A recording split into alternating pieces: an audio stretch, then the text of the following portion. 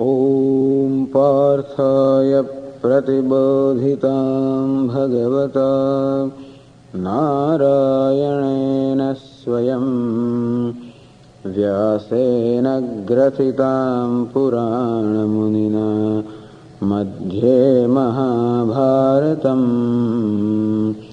अद्वैतामृतवर्षिणीं भगवतीम् अष्टादशाध्यायिनीम् अम्ब त्वामनुसन्दधामि भगवद्गीते भवद्वेषिणीम् यं ब्रह्मा वरुणेन्द्ररुद्रमरुतः स्तुन्वन्ति दिव्यैस्तवैः वेदैः साङ्गपदक्रमोपनिषदैः गायन्ति यं सामगाः ध्यानावस्थिततद्गतेन मनसा पश्यन्ति यं योगिनः यस्यान्तन्न विदुःसुरासुरगणाः देवाय तस्मै नमः।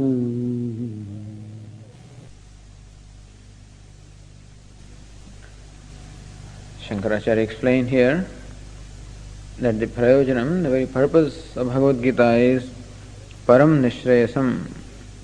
Param nishreyasam, the ultimate good that the human being is seeking, and to enable the human being to attain the ultimate good is the purpose of the teaching of Bhagavad Gītā. Not anything less than that. Not just to win a battle or not to gain some material and the material prosperity, but to gain the ultimate end, ultimate good that a human being is seeking. To enable him to attain that is the purpose of this knowledge. And how can that be attained? That can be attained by elimination of what we call samsara. Samsara meaning the grief or the suffering, the total cessation of the suffering, along with its cause. And what's the cause? Ignorance. So it will be shown here how it is ignorance of the self, which is ignorance in general, is what causes all kinds of complexes, conclusions, judgments, and they become the very cause for all the grief in life. And therefore to eliminate grief, which is a common human problem, and as we say that grief should be eliminated along with the cause. Because if the cause does not go, then the effect will return. As in the deep sleep, we do become free from all the grief, but as again when we wake up, again we start grieving because the cause, the ignorance continues to remain. So what is necessary is to remove that grief along with the cause. What's the cause? Ignorance. And what can remove that cause? The knowledge. Therefore to impart the knowledge. Knowledge of what? Atmajnana nishtharupat dharmat.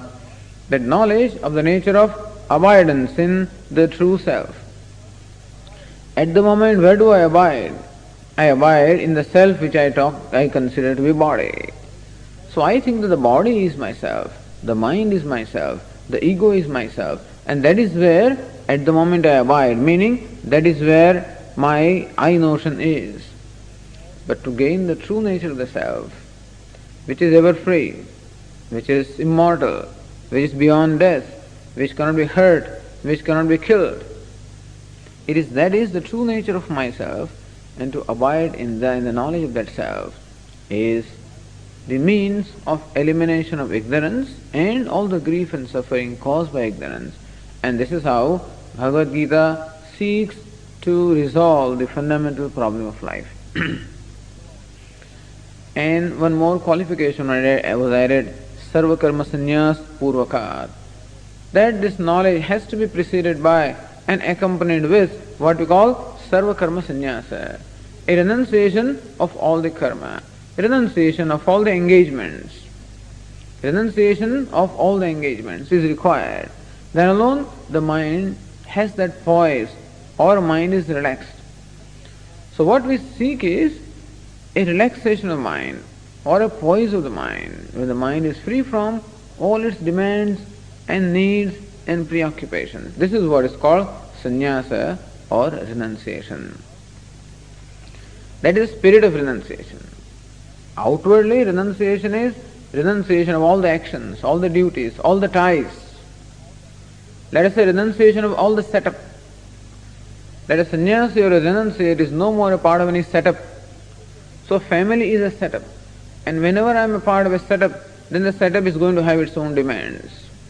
That there are parents, that there is family, the wife, children, relatives, friends, and there is always going to be ties and demands from all these sources, and therefore I can never find myself free.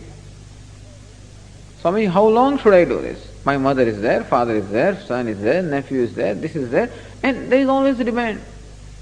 So as long as you are a part of the setup, you are drawing a nourishment and a security from the setup, and accordingly a setup also has its own demands upon you. So basically renunciation is becoming free from any setup, except adopting one setup, and that is the setup of the teacher and the student. That is a desired setup. So giving up that setup of the family, of the society, and then coming to the setup of what we call the teacher and the student. So becoming a student or disciple sitting at the feet of the teacher, this is a setup that is accepted, wherein there is no responsibility other than the pursuit of knowledge and whatever is required for the pursuit of knowledge. Thus a freedom, a leisure. This is what the mind needs, a leisure to be able to apply itself to the pursuit of knowledge. And this is what is the spirit of sannyasa or renunciation. So Shankaracharya says that is necessary in order that we can really commit ourselves to the pursuit of the knowledge or we can gain an abidance in the knowledge. And various quotations are given here in support because this is a radical thing. Those days when Shankaracharya was writing these commentaries, the general emphasis was on action, on karma, on rituals. It was thought that by rituals you attain the ultimate goal of your life. And we will have a chance to discuss that. And therefore Shankaracharya had to bring this into light, that the problem is not the attainment of something that you don't have. The problem in life is attainment of the already attained or the accomplishment of the already accomplished. That the moksha or the freedom or liberation is already accomplished. You don't have to create freedom. It is the nature of the self. And therefore you have to know it and you have to own it up. So knowledge is the solution to the problem of bondage and not rituals or not action. And throughout Gītā, on every occasion that is possible, Shankaracharya takes up this theme for discussion and shows how it is knowledge. And when you say knowledge, knowledge of the self. Which self? Self that is free. So if you want to know the self which is free, then you also must be relatively free. Free from all your ties. And therefore, becoming free from the tie at the level of our transaction, the level of our day-to-day transaction, which is what we call a certain lifestyle called the renunciation, that also then becomes a helpful means. If that is so, then what is the scope of the action? Because Bhagavad Gītā talks also throughout about action. And more than one places, Lord Krishna asks Arjuna to perform action. Karmanyevadhikaraste, your duty is to perform action. Tasmad yudhyasva bharata, therefore, hey Bharata, hey Arjuna, therefore may you fight. Kuru karmayo tasmad tvam, therefore you also perform the action. So again and again Lord Krishna tells Arjuna to perform action, perform his duty. If, as you say, knowledge alone is a means for liberation, then why such an amount of emphasis given on duty? Why such an amount of emphasis given on performance of action? In fact, action is something that binds me, because action creates a reaction, and that sets up a chain of the whole action and reaction. So our usual experience is, whenever we get involved in an action, it is always an involving thing. We find ourselves more and more getting involved in that. It becomes very difficult to extricate ourselves. So these questions will be raised also in Gītā, that action is something that causes bondage. Because when you perform an action, then the result will definitely come, because action must produce a result. And who should experience the result? The one who performs the action must also experience the result. And when I experience the result, in that process I perform another action, which produces another result. And thus, usually, action sets off a chain of action, reaction, and likes and dislikes and whatever, and thus usually a person gets more and more involved. Then why does Lord Krishna keeps on emphasizing that Arjuna should perform action, meaning he should perform his duty? There Shankaracharya has this to say. Not only Bhagavad Gītā, Vedas also, as we said, has basically two sections. First is the section dealing with rituals called Karma Kanda, and second is section dealing with knowledge. So what is the use of that whole voluminous section dealing with karma or rituals? Is it all totally useless as far as, does it have any role at all to play as far as the life of a spiritual seeker is concerned? Yes, it has a role to play. Because the ultimate aim that the Vedas also are presenting before us is moksha, the liberation. And therefore, definitely those rituals or karma or action or duties have to play a role. And what is that? Shankaracharya explains briefly here.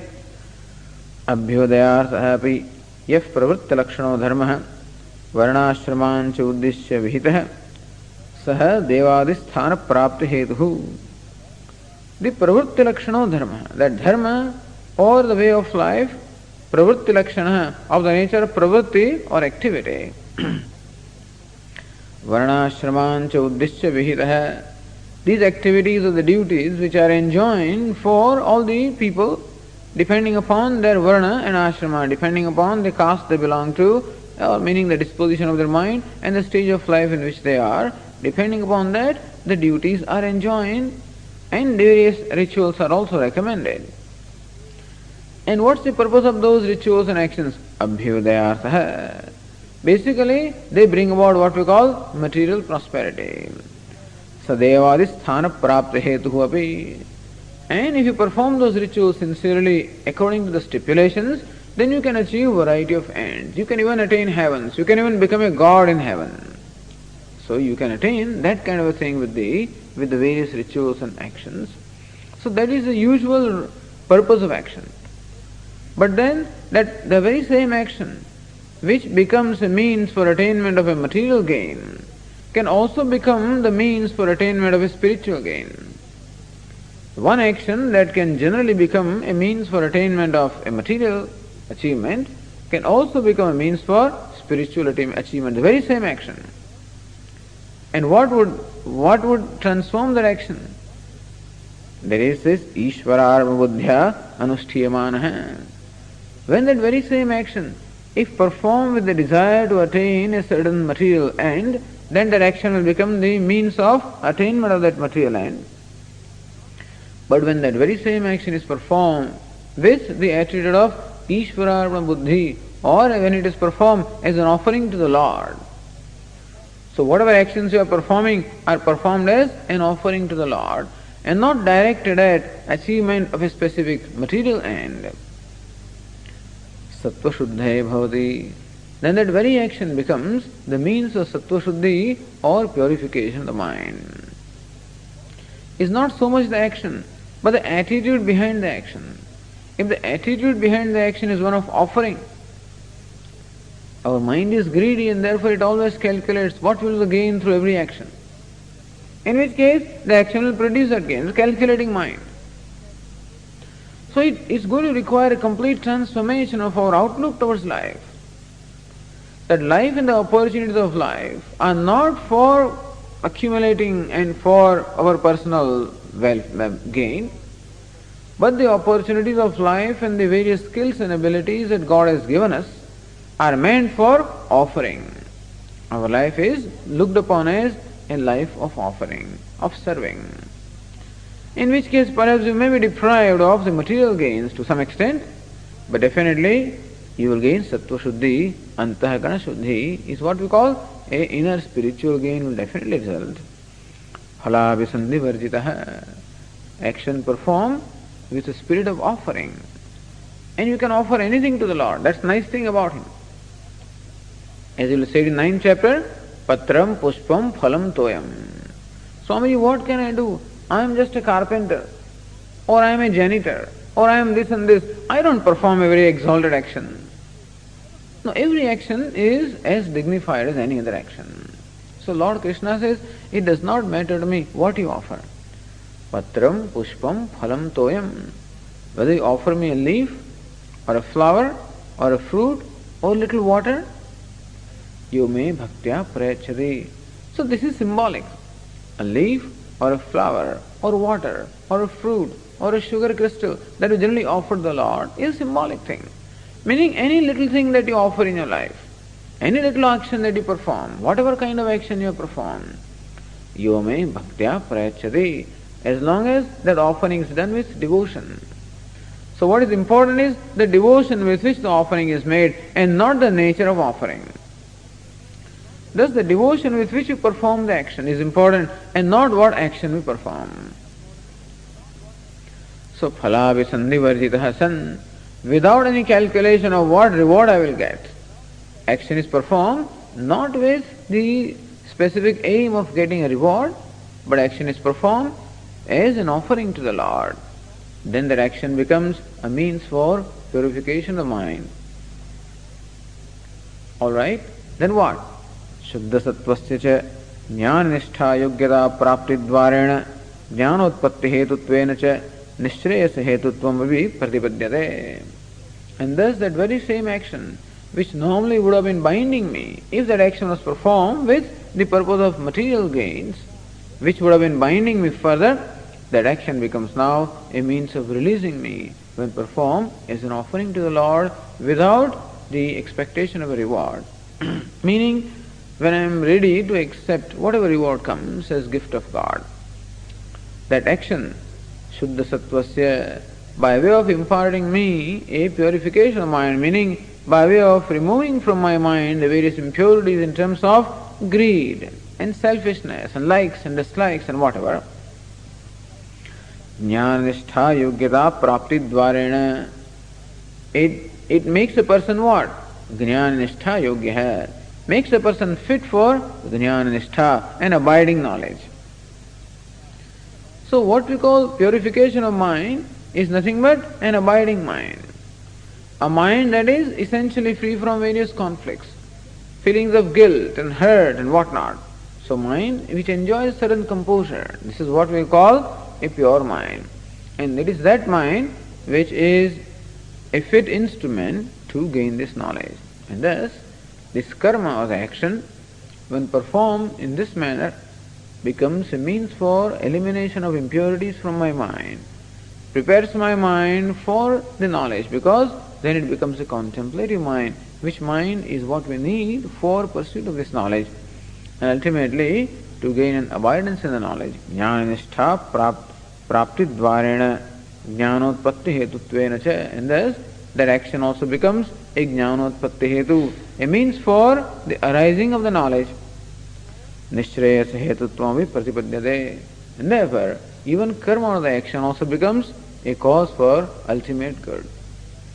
So, it will be shown by Shankaracharya that the teaching of Bhagavad Gītā by Lord Krishna here is to make both the whole life, make the whole life of activity also as a means for Nishreyasa or ultimate good.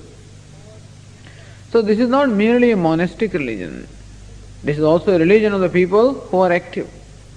So Bhagavad Gītā teaches us how to convert our life into a life of spiritual pursuit without changing the mode of life, by a different outlook and by a different attitude towards what we are doing. Our life, all the mundane actions that we perform, all of them get transformed as means for our spiritual development, for inner growth and purification, and thus both the life of activity and the life of renunciation, both of them are then the means for moksha. First the life of activity, which prepares one for renunciation, and that life of renunciation, which is then becomes a fit basis for the pursuit of knowledge, and ultimately the attainment of ultimate good. So two stages, life of activity and life of renunciation. First step, second step, and knowledge and the liberation. This is how the Bhagavad Gītā, this is how Shankaracharya looks upon the teaching of Bhagavad Gītā by Lord Krishna.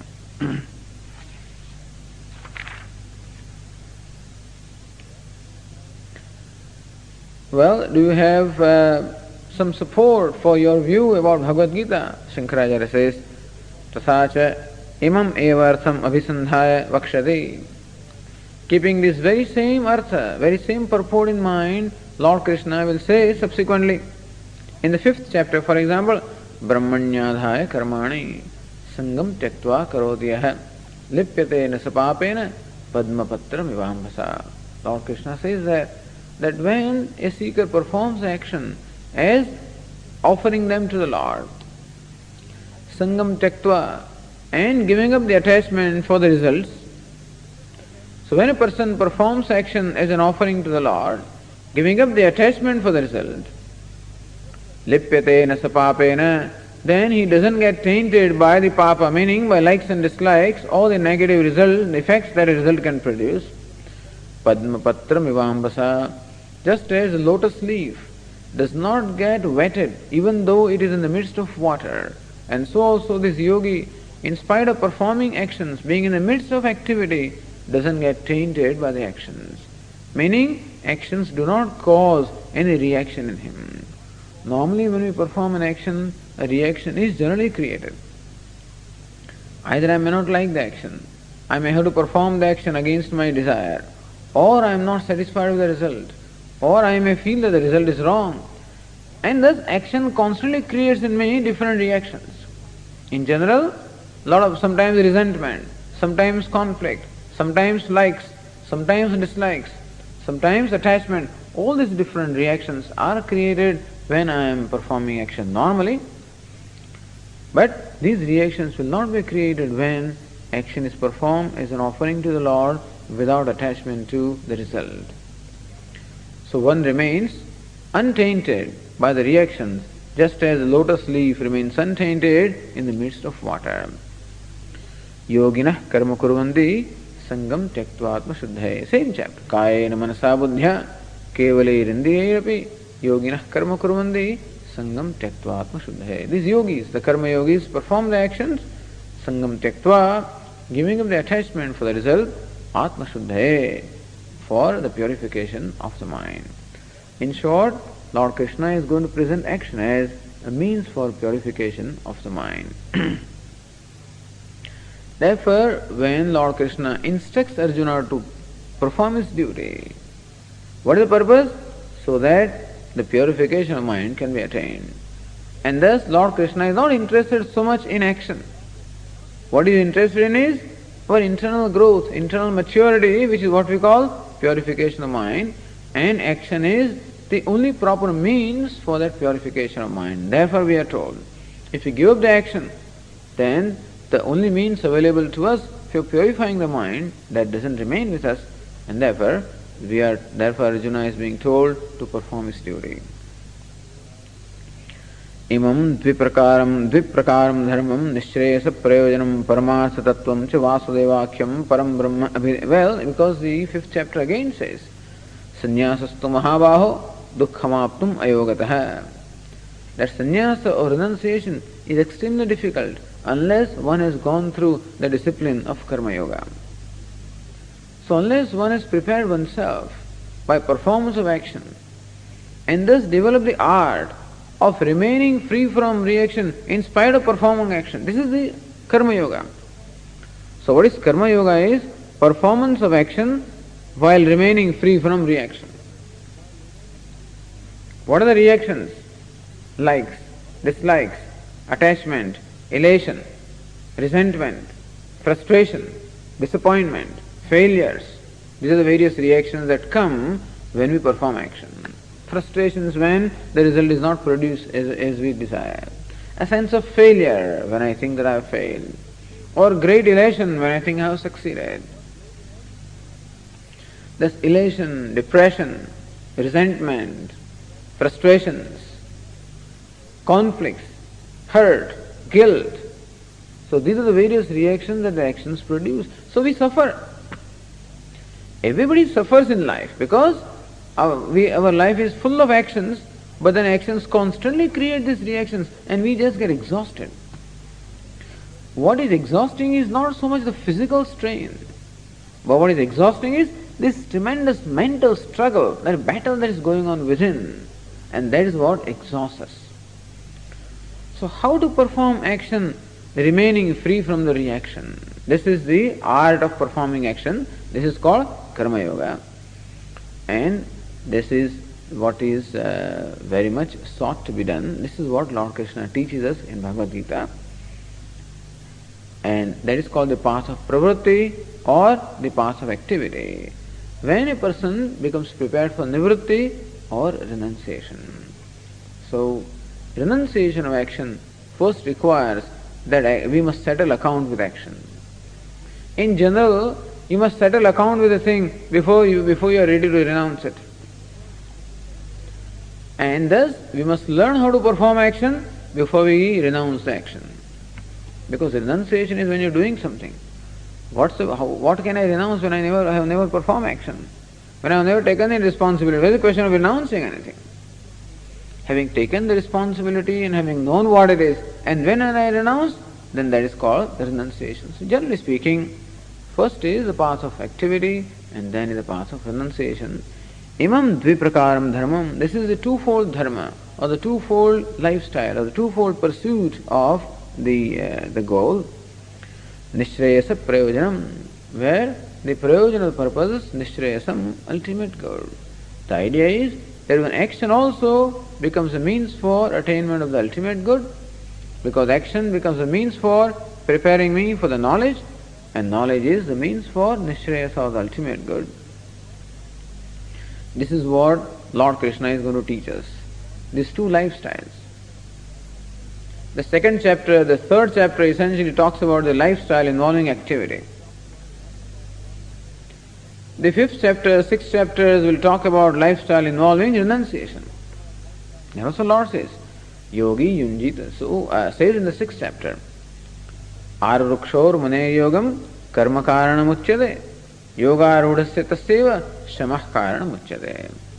As long as one has not become Yoga Rudha, meaning one has not acquired that poise of mind, one has not acquired that abiding mind, or when one is still not able to remain with oneself happily, so long action is a means. So action is a means of acquiring a mind that becomes abiding. And having acquired that abiding or contemplative mind, Shamah Sad Karanam Uchyade, Shamah, then renunciation of action is the next step. So Lord Krishna is going to expound in great detail action and renunciation. And that's not enough.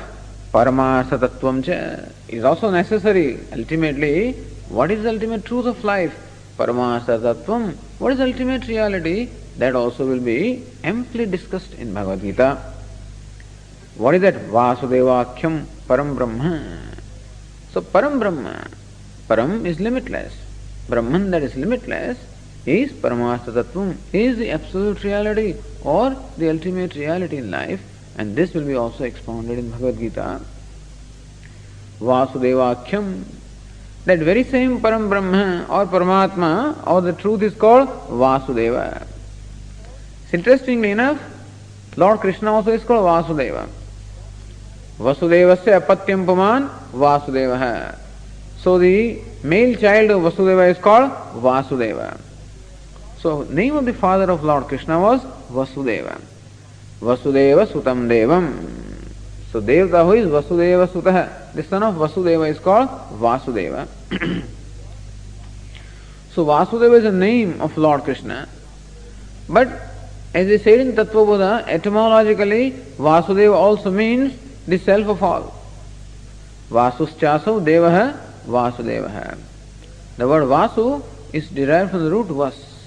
Vas means to dwell. So Vasu means the one who dwells. And Devaha, one who is self-effulgent. So one who dwells everywhere and one who is self-effulgent. One who dwells in the hearts of all beings as the very self and who is self-effulgent, self-revealing. So Vasudeva is the self-revealing consciousness which is the self of all. Or as we also said, Vasudeva is that in which the whole creation dwells. So one who dwells in the whole creation is Vasudeva, or the one in whom the whole creation dwells also is called Vasudeva. And as much as he is a very substratum of the whole universe, the cause of the creation, which is Brahman. So the Vasudeva word has both these meanings. As the one who dwells in the hearts of all, he is a self. As one in whom the whole universe dwells, he is Brahman. So very one word expresses what? The identity between Jiva and Brahma. So that is Paramasadattvam. That is ultimate truth.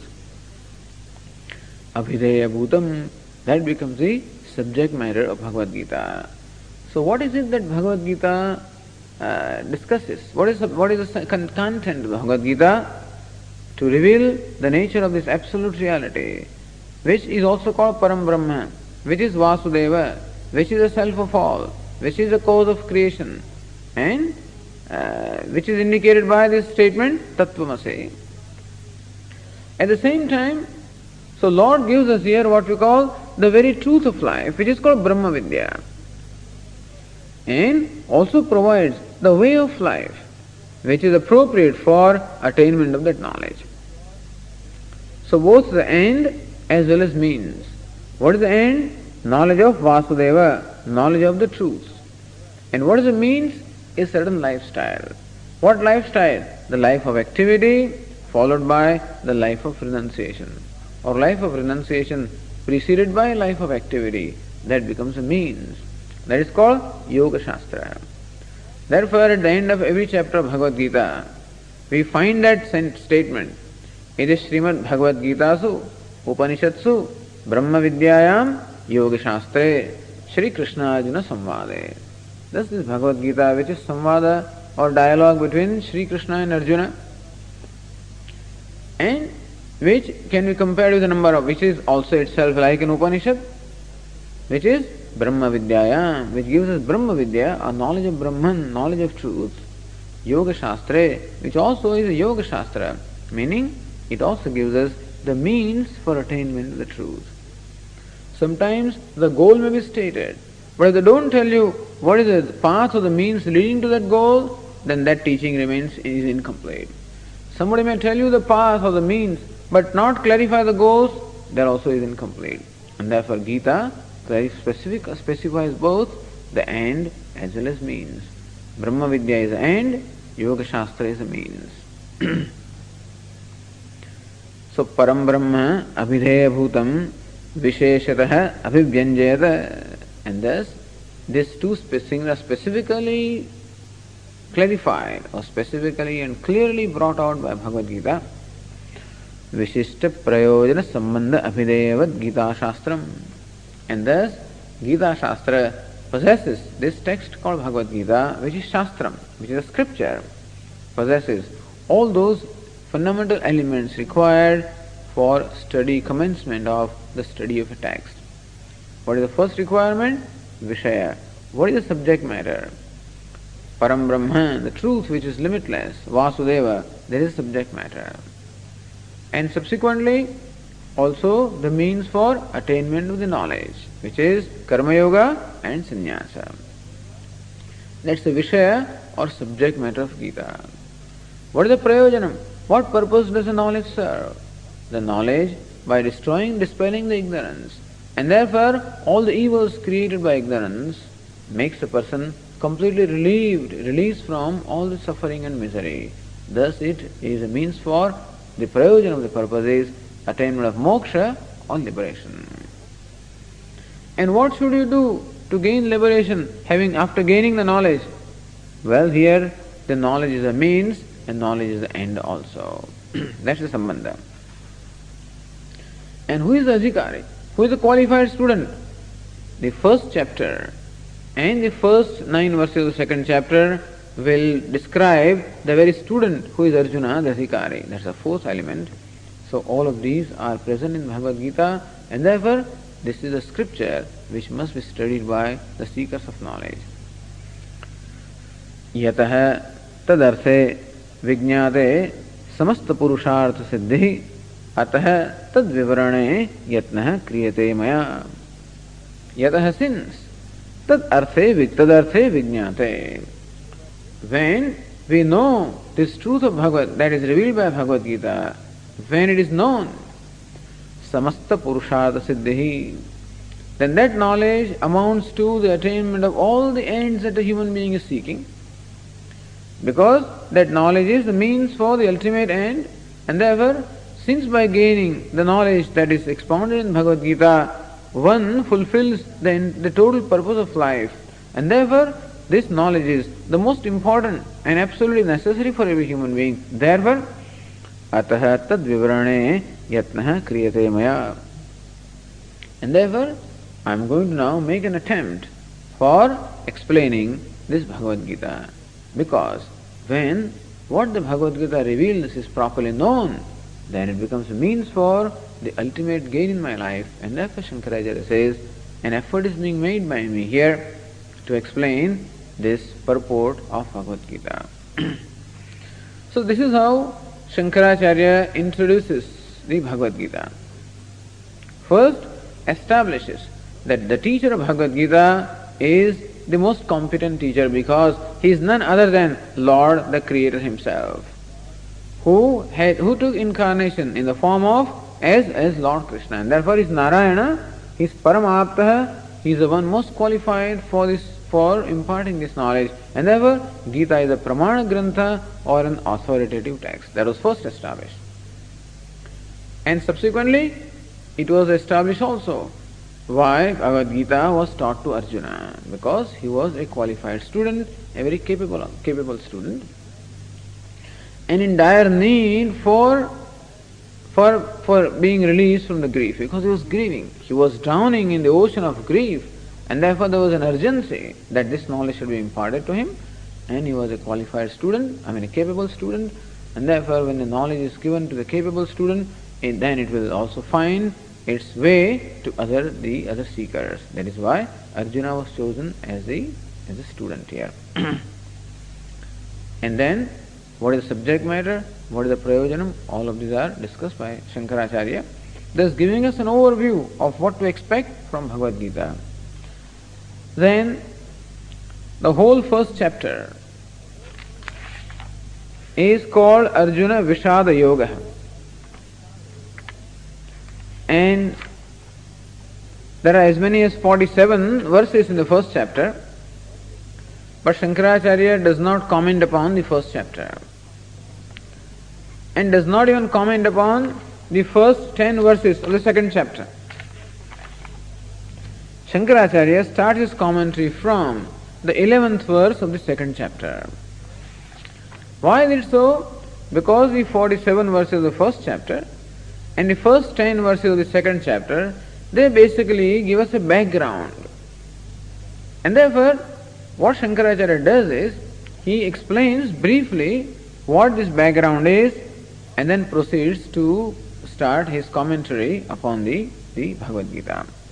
So what we will do is, we will just have an overview of what Bhagavad Gītā, what is the first chapter and the first 10 verses of second chapter of Bhagavad Gītā, what they provide. How they prepare the background for Bhagavad Gītā, we'll just take an overview. It starts with, Bhagavad Gītā is a dialogue between Lord Krishna and Arjuna, of course. But then, this whole dialogue took place in the midst of a battlefield. I guess that everyone knows. This was a battle between Pandavas, the 5 brothers, and Kauravas, the 100 brothers, and the large armies. Pandavas had 7 divisions and Kauravas had 11 divisions. So this is how the big armies, hundreds of thousands of people were arrayed there. And this was a battle which of course the Pandavas tried to avoid and made all the efforts to avoid the battle. But then Duryodhana, who was the head of the Kauravas, the eldest of them, he refused to part with any share for the Pandavas, his cousins, and he made it impossible for them, to avoid the war. And therefore, this war or the battle, which was found to be unavoidable, ultimately had to take place. And thus, both the armies have come in the battlefield, and this whole battle is reported by Sanjaya to Dhritarashtra. Dhritarashtra is the father of this Kauravas, this Duryodhana, the enemy side. as far as the Pandavas. So Arjuna, if you are on the side of Arjuna and Lord Krishna, then the Kauravas are the enemies. And they are actually the rulers right now. And Dhritarashtra is the father of these Kauravas. He is only a ceremonial head. The real head of the kingdom is Duryodhana. But then, ceremonially speaking, this Dhritarashtra is a head. And he is born blind. Dhritarashtra is a king all right, but born blind. And therefore, he cannot himself witness what is happening in the battlefield. But he was very anxious to know what is happening in the battlefield, as everyone here in the United States is, Today, we have this Divya Drishti, We have this special celestial vision in the form of television. And we can sit here and watch what is going on in the battlefield. But a similar arrangement was done at that time. This king Dhritarashtra, who was a blind king, and was very anxious to know what was going on in the battlefield, had a minister, and the name of the minister was Sanjaya. And this Sanjaya was a man of pure heart and great devotion. And therefore, Vedavyasa, a great sage and also the author of this epic Mahabharata, he imparted to Sanjaya a special divine vision, clairvoyance as you may say, the ability to see what is happening at a distance. And more than that, more than television. In television, we can merely see what is happening or hear what they are talking, perhaps, yes. But Arjuna, this Sanjaya also could know what is happening in the mind also, But anyway, thus this Sanjaya had the ability here to see what was happening in the battlefield.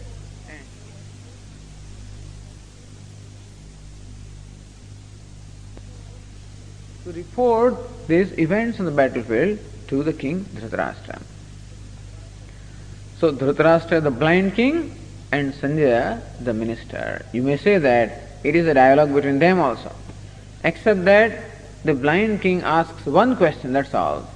And the whole Bhagavad Gītā is a reply of the minister Sanjaya in reply to one question of the king Dhritarashtra. For whatever reason, Bhagavad Gītā begins with the name Dhritarashtra, I don't know why, but anyway. So the first verse is Dhritarashtra Uvacha. The king Dhritarashtra asked this question to his minister Sanjaya. Dharmakshetra, famous verse. Dharmakshetre Kurukshetre Samavetaya Yutsavah Mamakah Pandavasaiva Kima Kurvata Sanjaya. Hey Sanjaya, in this Kurukshetra, the name of that battlefield was the theatre. The theatre of the operations at that time was called what? Kurukshetra. So Kshetra means a field. So Kurukshetra was the name of the battlefield, which is still there in India, by the way. And it is considered a holy place. It was also a holy place in those days. Because it was a field where it was a place of pilgrimage, where people used to go and they live also and perform all kinds of rituals and penance. And therefore, it was in a way holy place also. So it is called Dharmakshetra, a place or a field where dharma or the virtue is practiced, where righteousness is practiced, or where penance and austerities and worship are performed. It was that kind of a field, and known as Kurukshetra. So he is asking, in this battlefield called Kurukshetra, which is also Dharmakshetra, meaning actually it has a certain atmosphere there, atmosphere of certain piety or certain purity, certain virtue, austerity, penance. So in that kind of a battlefield, Samavetaha Yoyutsavaha Mahamakaha Pandavasaiva, Dhritarashtra, the king is asking that my sons and the Pandavas, both of them have assembled there with a desire to fight the battle. Kim akurvata Sanjaya? Hey Sanjaya, please tell me, what did they do? These Pandavas and the Kauravas with their armies assembled in this field called Kurukshetra with a desire to fight the battle. Having assembled there, hey Sanjaya, please tell me, what did they do? The blind king is asking this. It is symbolic also. that the king is blind. Blindness always associated with what? Ignorance, darkness. A blind is a person who cannot see anything. Everything is dark for him. And darkness symbolizes ignorance. And he is born blind. Therefore, he is suffering from darkness of ignorance from the very birth. So Dhritarashtra also symbolizes this individual who is born blind, meaning who is born ignorant. And Sanjaya the minister, Samyak Jayati iti Sanjaya. The etymological meaning of the word Sanjaya is one who has a mastery over himself, one who has gained a victory over all his lower ego and the passions. He is called Sanjaya. One who has under control all his sense organs. He is called Sanjaya. And therefore, Sanjaya is the one who is actually, and also Sanjaya has a special clairvoyance, meaning he could see what is happening at a distance and he could hear what is happening in the battlefield. So he has a special eye. Not only he has the two eyes, but he has a special third eye also, you may say. Not a physical eye, but the eye of the mind. Like the teacher who has a special eye of knowledge called Jnana Chakshu. And so a teacher, the wise man also, can see with his eyes what we can see. At the same time, with his mind's eye, he can see something which our mortal eyes cannot see. And he can see what is behind every name and form, the very content or essence of the name and form, the truth which pervades everywhere, the truth also the teacher can see. So Sanjaya, the minister who reports his Bhagavad Gītā, symbolizes a teacher who is in the enlightened being. So teacher is actually giving instruction to the student who can be compared to a blind man because he is born ignorant. And the purpose therefore here is to remove that blindness of ignorance of the student. This is how the first question is asked, and then Dhritarashtra does not speak again. This is only question that he asks, and that's all. And then he listens. And then Sanjaya, the minister, starts describing the scene of the battlefield. First of all, he describes the great warriors who are assembled on both the sides and builds up a whole atmosphere. How the whole atmosphere was tense. How it was an atmosphere with great tension, great excitement. And that whole excitement and tension and that whole spirit of battle and all that goes with it is first built by Sanjaya when he describes the various warriors assembled on both the sides. On the side of Pandava as well as on the side of Kaurava. Now who is the most important person on the side of Pandava? Arjuna. Arjuna is one of the greatest archers. So he is riding the chariot. And who is driving his chariot? Lord Krishna. That's most important. So Lord Krishna, who is driving the chariot of Arjuna, and all the warriors in the army on the side of Pandava. On the opposite side are the Kauravas with their great army, and they also had many great warriors. So Sanjaya describes them and says that the first declaration of war was made by the Kaurava.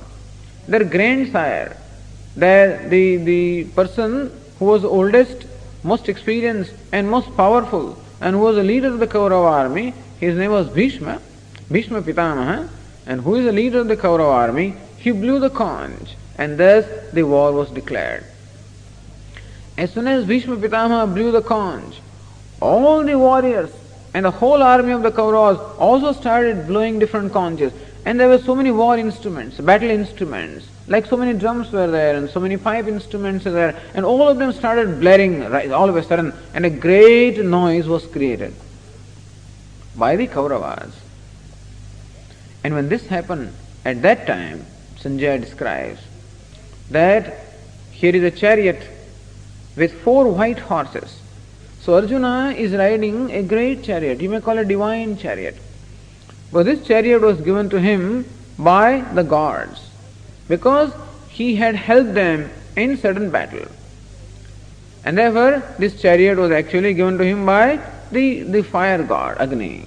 Because Arjuna, along with Lord Krishna, had once burned the whole Khandava Vana, the whole forest, in order to feed the fire. Because these rishis had performed so many rituals and offered so much ghee in that the fire had indigestion.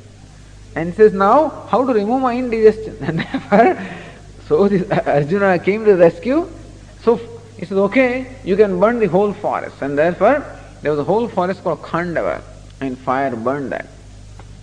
And all sorts of things happened, and then, so there was a great battle, and then Arjuna and Lord Krishna, they fought the battle, helped this fire, and from there, that's why the fire god was very happy, Agni, and gave him this divine chariot. And so Arjuna had a great, beautiful chariot, and beautiful horses, 4 horses. And he had a bow, which was also very famous. The name was Gandiva. That was a famous bow of Arjuna. He was very famous for it, and very proud of it also. So this Lord Krishna, who is a charioteer, Arjuna, who is riding the chariot with 4 white horses, that now Sanjaya starts describing how the Pandavas responded. When the Kauravas, Bhishma Pitamaha blew the conch and declared the battle, and when all the Kauravas in excitement also blew and blared their battle instruments, in response, here Lord Krishna, who is a charioteer, and Arjuna, both of them also blew their conches one after the other, and then the rest of the warriors in the Pandava army also blew their conches and their battle instruments, and then was created such a tremendous sound that reverberated from earth and the heavens, and it almost rent the hearts of all these Kauravas apart. So this is how now the total excitement of the battlefield is built up. Pravrutte Shastra Sampade. At that time, the Shastra Sampada, meaning the firing of the weapons, was going to begin from both the sides. Arjuna, who is the commander-in-chief of the Pandavas, not really theoretically commander-in-chief was Drishtadyumna, but Arjuna was the most important one here. He lifted his bow in order to prepare for the battle. And at that time, at that crucial time, before Arjuna actually fired the first shot,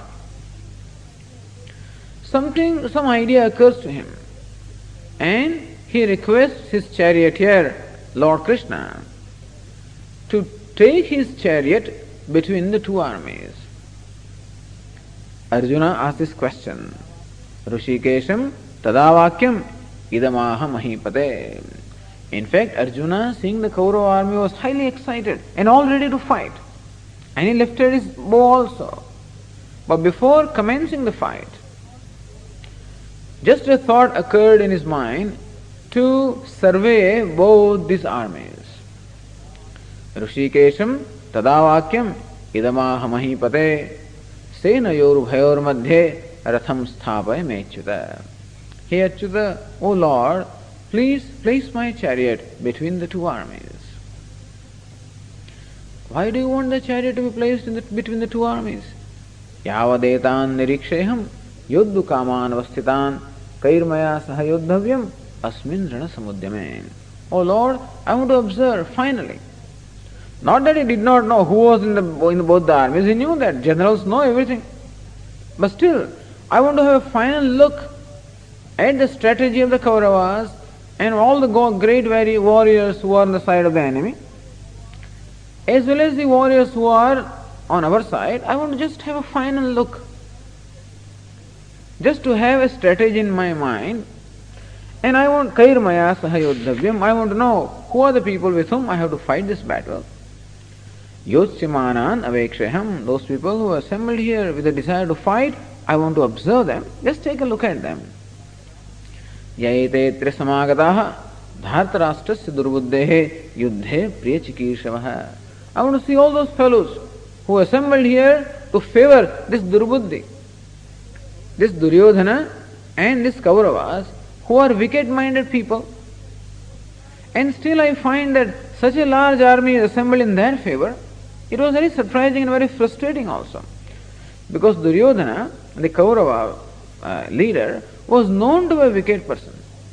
And he had exhibited all kinds of wickedness in order to try to kill these Pandavas or try to harass them as much as possible. He had usurped their kingdom. by inviting them, that in fact at one point in time Pandavas possessed half the kingdom and Kauravas possessed half the kingdom, because both of them were cousins.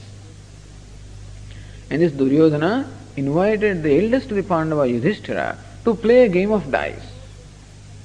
And it was in those days a custom among the Kshatriyas, the kings, the warrior class, that if somebody invites you to play a game of dice, then you must respond. And therefore Yudhishthira responded, and he agreed also to play the game of dice. And it was a game of dice in which there was a very heavy betting. And so they started betting. But these fellows were much skilled in playing the game of dice, and they were loaded dice also, and they knew exactly how to play. And slowly, Yudhishthira, the Pandava, started losing this game. And he kept on offering in the bet all kinds of possessions he had, the whole kingdom, including his wife.